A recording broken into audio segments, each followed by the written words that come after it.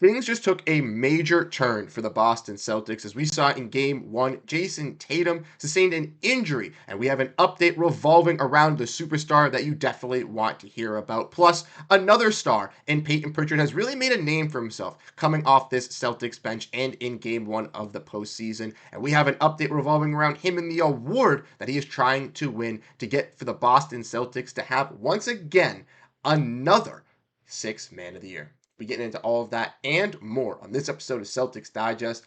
I'm Bruce Velez with my co-host Patrick Billings. And Pat, welcome back. We're doing another duo. It's been a couple of days from us doing this breakdown, but we got some great news to talk about after following a great win yesterday. Yeah, Bruce, it was definitely a great win. A lot of things for the Celtics. That first half was a little scary, but the Celtics turned it on a little bit, and with some help by Payton Pritchard, like you talked about, man. I mean, he really stepped up and got some good news as well. So definitely want to get into this one. 100%, and we're going to be diving into it and more. So let's get into it, Patrick, without further ado. And the first part we're going to be talking about is going to be revolving around Payton Pritchard, as this is ultimately amazing for the Sixth Man of the Year candidate, as he once again, just like we mentioned, had a fantastic Game 1 performance.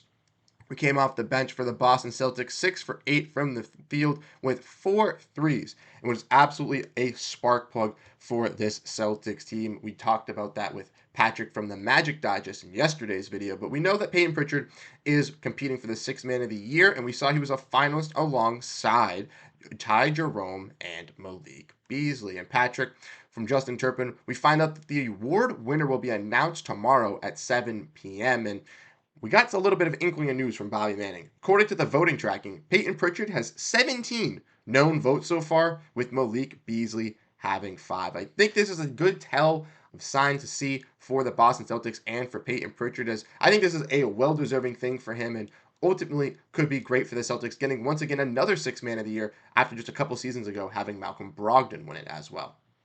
Yeah, I think this is a great sign. I love seeing stuff like this. I love getting a little tell early because I get a little anxious sometimes. But especially with the Six Man of the Year this year, it's really been Peyton Pritchard and Malik Beasley. Ty Jerome has stepped up in a great way for them as well. I see him as a most improved player as well. But Peyton Pritchard has kind of been getting like this back and forth with the Celtics being such a great team. How is he more worth than someone like Malik Beasley, who's I think averaging a couple more points per game and made a few threes, but he started some games as well. So the stats are a little bit different. But Peyton Pritchard has stepped up in many ways for the Boston Celtics, regardless of who they are as a team, but they are who they are because of him. And we saw that in the last game as well. I feel like that start that Peyton had was the reason why the Celtics won. I mean, he really started off hot and really kind of kept them in that game. And he showed his worth. And I really do believe he's worth winning this award.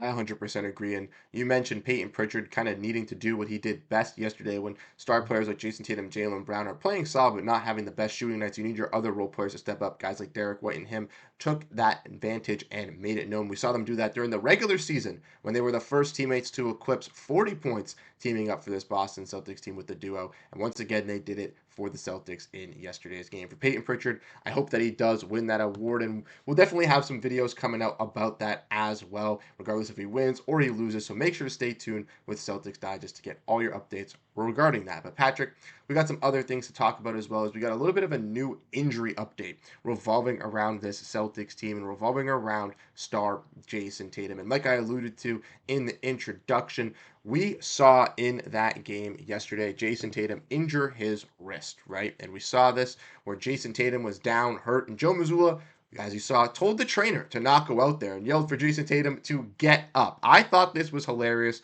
I don't know how many other Celtics fans or outside of Celtics fan base are going to take it, but what was your kind of take on this? Because I thought that this was a little bit funny from Joe Mazzulla, because I think he just was hoping to see his star player be okay and just didn't want to coddle him in any way.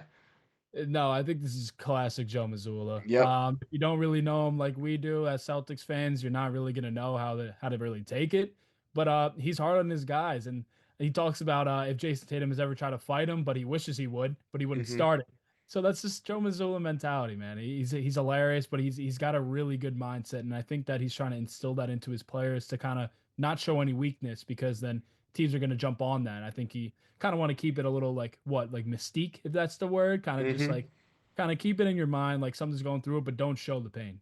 100%. And I think Joe does that to every degree that he can with this Celtics team, even when talking to the media, even when addressing teams. He doesn't want to show any sort of weakness out there. So he tries to keep that all internalized and like that in that as well. But we saw what Tatum, obviously, he went down with that wrist injury after trying to get a little bit of a dunk. Following the game, Tatum said his wrist injury was just, he landed on a little bit weird. It was, hurting and throbbing with pain for a bit, but he should be good. And we got an injury update following the game last night from Jay King, where he said that Jayson Tatum said he had an X-ray on his wrist, and that came back clean, which is some good signs for the Boston Celtics. As Patrick, you and I have alluded throughout this entire season that we've been working together in the short time that we have, that the injuries are going to be the main caveat for this Celtics team if they want to repeat. They got to make sure that they can stay consistently healthy.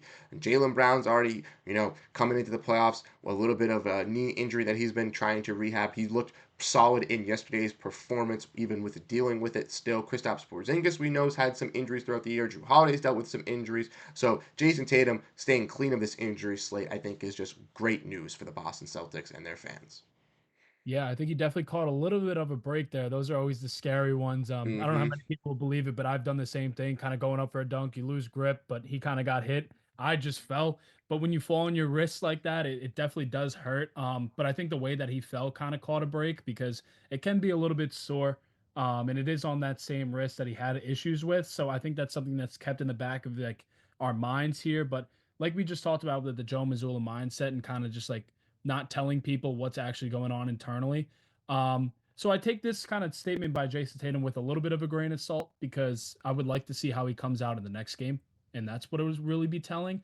Um, but I mean, he stepped up in another way. He Mm-hmm. grabbed a ton of rebounds. He's still playing great defense, and other guys are still able to step up, and that's what makes this team so great. I mean, it's always going to be worrisome, but Jaylen Brown looked a lot better than I thought from the last few games. So I think there's a lot of positives that come from this, and I think a little bit of anger as well for the Celtics in game two. I'm excited to see that one, especially Al Horford. I know KCP was saying a lot to him.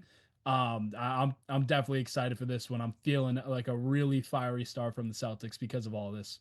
I agree, and specifically, after maybe a little bit of a big third quarter, but not the biggest first half for the Boston Celtics in Game One, I would expect them to come up with a lot of firepower in this game too. This has been a very fun series, even though it's already been one game. They kind of match up a little bit well. You got the Magic, who are a nice scrappy defensive team alongside the Celtics, want to really I guess kind of show them that they can hang with them. So I think it really makes it interesting for all the fans. It's going to bring out some fun, even if it is a little bit of a shorter series, doesn't go 6 or potentially 7 games in the long run. But I like how you mentioned Jayson Tatum doing the other things as well, doing the rebounds, playing great defense. As we saw him when he has those bad shooting nights, specifically in the finals last season, that he was able to help that, and that was how he was able to help the Celtics win these games. And I think we're going to see that throughout the playoffs once again this year, as if Tatum has those shooting struggles, and we'll see how his wrist is tonight, because like you mentioned, it was the wrist that he had seen some issues with earlier. He was kind of walking out the game holding it a little bit. I think that's what maybe had raised a little bit of concern on it. The camera had kind of gotten that really frame picked up. But if I trust Jayson Tatum. I think he'll be chilling, but I do like the point that you do mention, that I would love to have it to see how it affects him in this next game and how it affects him into these next couple series. Because once again, if it is affecting him into the next game, he's going to have to play that same role that he played in Game One for the Celtics team, and they're going to have some more scorers and shooters once again. Yeah. I think just a little positive that you can take is that he wasn't afraid to shoot. He kind of stayed in the game and he was shooting some balls too. So I think that's a little bit of positivity, and you could kind of take that with more of a grain of salt. But I mean, like we said, they like kind of keeping quiet about things, and I think that's how it should be sometimes because you don't want to give the other team a tell. Um, but they're gonna have to do a lot of adjusting. I mean, there was guys like Kristaps Porziņģis who didn't have his best game, but that's not gonna happen twice in a row. And with all these things going on, man, I truly believe this game is going to be insanity. Yeah, I truly believe it. Like you mentioned, Kristaps Porzingis didn't have the greatest game, and we talked about that in the video with Patrick the other time. I think that's someone the Celtics are going to look to use in their matchup adjustments for Game 2. And my MVP of the series, Derrick White, already went off in Game 1. So, Patrick, I'm hoping for you that Kristaps Porzingis goes off for all of us in Game 2. I hope so too. I hope so Awesome. too. I Yeah. can't be looking bad on here.